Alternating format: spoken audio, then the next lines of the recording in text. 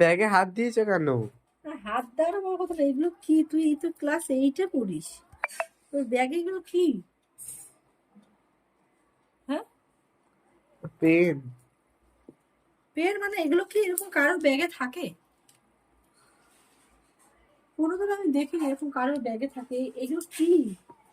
এগুলো আসল টাকা না নকল টাকা? আসল টাকা।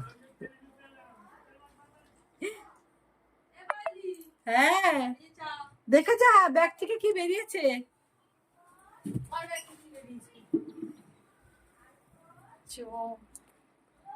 এরকম থাকে তোর মেয়ের ব্যাগে? না।